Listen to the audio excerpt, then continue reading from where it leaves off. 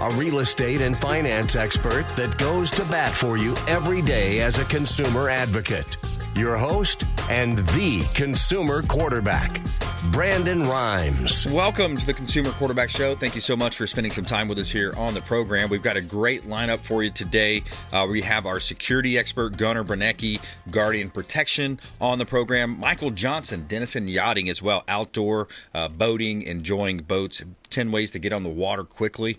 And also Dr. Michael Schwartz here, Fauci's Fiction. He's the author of Fauci's Fiction. We're going to talk about his book and some of the new revelations that are coming out, even still in that whole saga of the pandemic. Some people call it a plandemic. We'll talk about that and with him as well, dive deep into that. And I'm real excited to get into that conversation with him.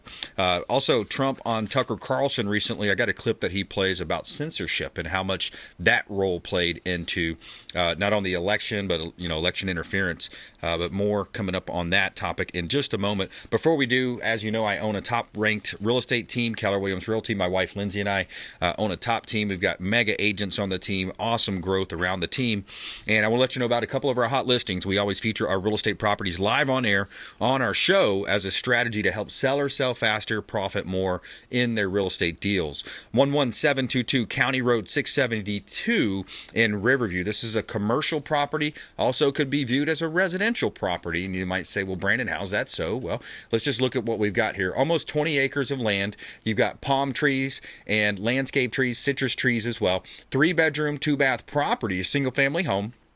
And you also have a warehouse. So you got an expansive 40-foot by 100-foot warehouse, perfect for your small farm here. Also a great opportunity to own real estate, potentially redevelop this land. 11722 County Road 672 in Riverview, Florida.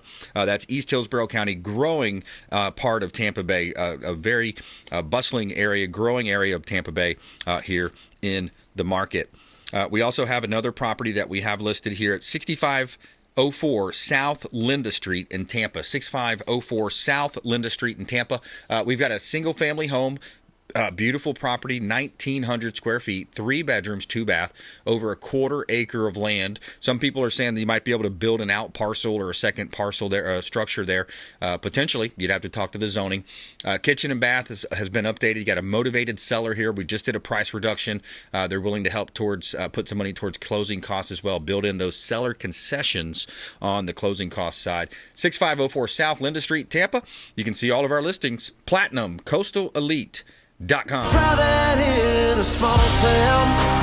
See how far you make it down the road. All right, Dr. Michael Schwartz, welcome in. Hey, thanks for having me, Brandon. Yeah, my pleasure. So you have operations here in Tampa and Jersey, kind of split time between the both, and you've been talking to a lot of people, seeing patients. What's the resounding, questions that you see? What are some of the top tips or questions that you're getting? Well, is that pre-COVID or post-COVID? I mean, right. It's kind of that's kind of how we look at it now. I mean, when we were doing what we were doing in the beginning, we were doing a lot of wellness exams. We do we're primary care integrative medicine, and we do a lot of med spa stuff. So Botox, IV infusions, things of that nature. We're trying to get back to where we were and what we did originally when COVID kind of interrupted the apple cart, and they decided, hey, let's do COVID nonstop for 3 years. That's what we were doing. Yeah. So we are getting back to our roots finally. But yeah, Tampa, New Jersey, we just opened up here in Hyde Park in South Tampa, and what a great area. You guys, such a great group of people around here. Just happy to be here and try to make it work.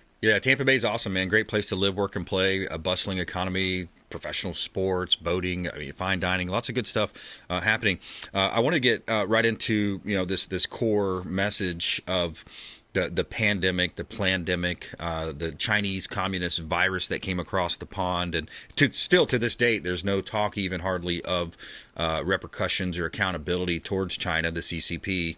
And if anything, we're being favorable towards them in some of our policy with the open southern border, things of that nature.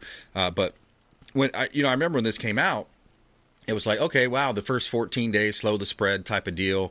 What were people saying to you, and how were you as a doctor, physician, kind of looking at that and said, okay, well, because in the beginning, most people were like, okay, let's give this our full attention. Let's go with the flow kind of, mindset, right?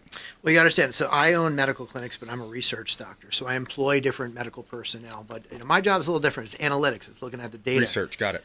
So I'm looking at this thing, and of course, we're testing. We were the first company, by the way, to do a COVID test in New Jersey on March 16th of 2020. It was the first day we could legally test someone when the labs had the ability to do that. So we went out the gate, and there were no supplies. I mean, we've been doing respiratory pathogen panels for years, so we kind of had a jump start on most other practices.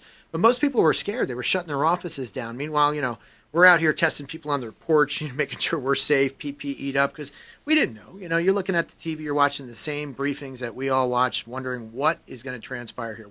What's going on? You see Italy, you see Europe is talking about doom and gloom, putting people in body bags. We really did not know what to expect.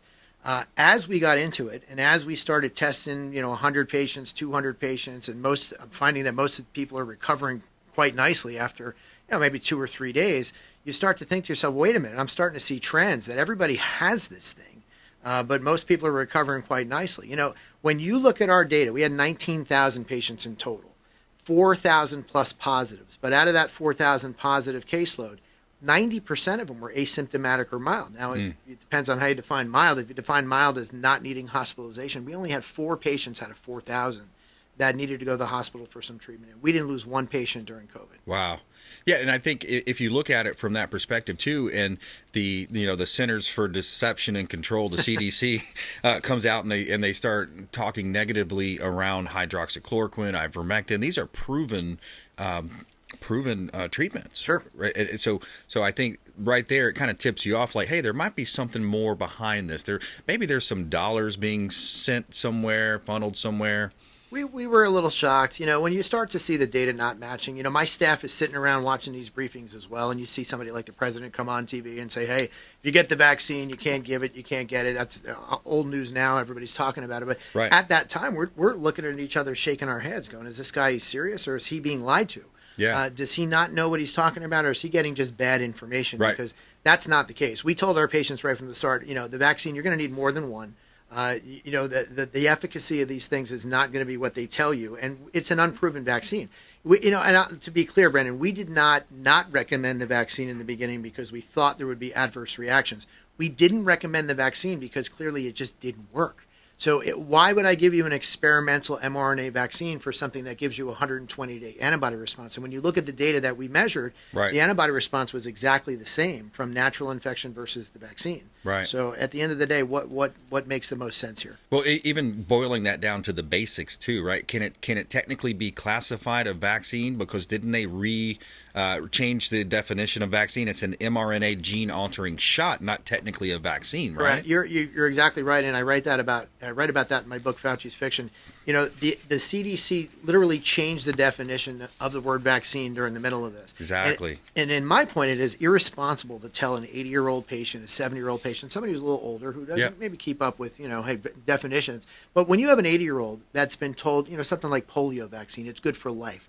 MMR or Hep B, that's good for 10 years. They're thinking long term. They're not thinking 4 months, 120 days like a flu shot. Yeah. It is blatantly irresponsible to tell the public and use the word vaccine when you're trying to prevent an illness. You can just as very well get COVID, as you know now, after getting the vaccine. We knew this in the beginning. Yeah. And it's kind of funny, we'd call patients. By the way, I called every single positive patient for 2 years to give them their results because we were recording the data. Yeah. And in the first couple months, it was kind of funny. You're almost laughing. You get somebody on the phone and say, Brandon, it's Mike from My Wellness. You got a positive result. And you'd say, I don't understand. I've been wearing a mask the entire time. Right. Kind of, shaking your head. Months later, when the vaccine came out, we were waiting for that first vaccine patient, and all of a sudden, it was about 4 months. And hey, Brandon, you're positive. Well, I don't understand. I'm fully vaccinated. You could start recording the data as you would see it. So these were segmented, recording. It's not like we learned all this in 3 years. Exactly. But it's funny. I get people nowadays who come to me and say, "Well, hindsight's 20/20. You didn't know." I said, "Well, it's really really funny." I did a podcast. It was called Calderese Unleashed. One of the best podcasters I've ever had the opportunity to work with. And I had a long form interview 2 years ago, August of 2021, where everything in the book is right there in that podcast. It just took me a while to get out of doing what we were doing. Right. And write it into book format. Yeah, because it served their purpose. It had people mail their ballots in. It had people. It allowed Joe Biden to campaign from his basement, and it allowed, Trump was doing his events, still pulling in 40, 50,000 people, and then they're like, oh well, that's irresponsible. The whole narrative that they had, they allowed that to happen. If you just joined us, folks, we're talking with Dr. Michael Schwartz here, author of Fauci's Fiction, and if you're watching our TV show version, you can see the book cover here as well. Great design on the Fauci face there. Awesome. And I want to go to page 122 here, Michael. This is something I just looked at. The first vaccination in recorded history was created in 1796 when Dr. Edward Jenner successfully vaccinated an 8-year-old patient using pus from a cowpox sore after discovering that the people with cowpox were immune to smallpox. Scientists didn't realize that these diseases and viruses because they didn't have equipment. So back then, wow, what a discovery. What an interesting time to be able to take and say, hey, let's apply this science. Early science here. Sure, the book is not political one bit. I just lay out the science, but you got to give a little bit of a background of how vaccines were developed. And I think that's the big thing that people miss when it comes to some of the things that we're seeing back from these mRNA shots. And by the way, the J&J shot, which is a viral vector vaccine, that's older technology. That one we actually have the least amount of issues from. And it seems like the government was pushing only mRNA. As a matter of fact, I think J&J now is no longer available. You can't even get the J&J shot anymore. So everything now is mRNA. But we are seeing so many issues from these mRNA vaccines. But it was nice to give a little bit of background about how viruses were discovered. We haven't really been dealing with viruses for that long, if you think about human history. Right. So to try something experimental, look, you got to give people kudos. It's an interesting concept, but we didn't know on mass scale what it would do to certain people. Right. And the stuff we're seeing now, the joint issues, the heart issues, it's in abundance. And you can see, we were talking before we went on air about cause and correlation. Somebody who had a study, an EKG or a CT scan 6 months before the shot, and all of a sudden it's something else. And by the way, when we find these things, they're always on an incidental finding. And that means you go to the doctor for something unrelated. Right. All of a sudden, we're doing a study saying, "Hey, we noticed this." Yeah. And the patients kind of, they'll never get reported to VAERS because most of the doctors who would report these things are the same very doctors who were recommending the vaccine in the first place. So of course, their mindset, cognitive distortion is going to say, "I can't be vaccine related." Right. But when you start to see it in abundance, it's quite clear. Yeah. It's amazing how it took over the whole medical community and the rules written into this vaccine said, "Oh no, you can't sue the manufacturer. We're doing this as a moral good." And talk to me a little bit about the injuries, the vaccine injuries. Do you have the latest data on that or the current data? Because the numbers are staggering, right? It's a very large percentage of miscarriages, people dropping dead of a heart attack, athletes that were great shape having these issues, and on and on. I don't have specific data because I can only tell you from my own patient population. We look at cause and correlation. And as I mentioned, a lot of these doctors aren't going to report these things to VAERS, so the numbers are going to be skewed anyway. Right. When someone has a shot and they have an adverse reaction, immediately the doctor might go to VAERS and say, "Hey, I want to report this." But when you're seeing something 6 months later, a lot of times that doesn't get reported. Yeah. Especially if it's a year later and you're finding an enlarged heart or plaque in an aorta, something of that. Those doctors are not going to go to VAERS and say, "Hey, I think this is from the vaccine." But again, when you start to see it in mass abundance of people who are completely healthy, especially young people, right, with heart issues now, yeah, it's quite clear that there's an issue here. Yeah. It's the only thing we've been doing differently in the last how many years. Exactly. Now we have these crazy lopsided numbers. Yeah, I think even early on, even Tony Robbins came out and said something like, "What happened to the regular flu? What happened to the regular flu? What happened to somebody?" And then so many people were just scared to, and I'm going to play a clip on the censorship side of this thing. So many people were coming out and saying, "Hey, I can't even voice my opinion on this." You had rappers, you had, people across the spectrum coming out and saying, "What's going on with their government? They're coming out and cracking down on us. We're just saying an opinion here." And then you get into the mandates and the airline pilots and the people, the government employees, the military. If you don't take this shot, we're going. What happened to my body, my choice, right? So you have all of these.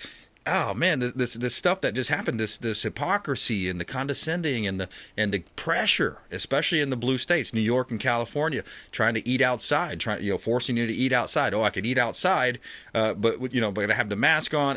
All these different things that come up. I want to jump into some of that on the flip side here. We got to take a quick break. More with Dr. Michael Schwartz, author of Fauci's Fiction. coming up here. And I'm going to play a clip, too, from the recent Trump interview with Tucker Carlson, where he's talking about censorship as well with Fox News host Chris Wallace when he was interviewing or moderating a debate. And it kind of leads into the next conversation I want to take this to, the censorship regime in this country. It goes right along with the medical industrial complex, the war complex as well. More with Dr. Michael Schwartz coming up here on the Consumer Quarterback Show, consumerqb.com. Hey, everybody, it's the Captain, Matt Bruce, and you're listening to my buddy, Brandon Rhymes, a consumer quarterback. Sell, Brandon, sell. All right, Brandon Rhymes here, Consumer Quarterback Show. Dr. Michael Schwartz coming up, more with him on his book and also the censorship regime. I want to talk about that with him. A couple of commercial listings here. I want to let you know we do vacant land, commercial, and residential properties. So for anybody buying, selling, or investing, please reach out. We'd love to talk to you online at platinumcoastalelite.com. That's our real estate website. We've got a property at 5146 Marine Parkway. This is a commercial storefront. It's currently operating as a pool business, pool supply business. It's 1,000 feet from US 19. Very, very busy thoroughfare with up to 50,000 vehicles a day passing by this 5146 Marine Parkway. You get a great storefront, owners motivated, public close by, transportation road hubs close by. 1,000 feet from US 19, so you get a lot of traffic going by, so a lot of that driveway. You also have plenty of parking here. 5146 Marine Parkway in Newport Richey. Great opportunity on the commercial side from the Platinum MVP team. 7202 US Highway 301 South in Riverview.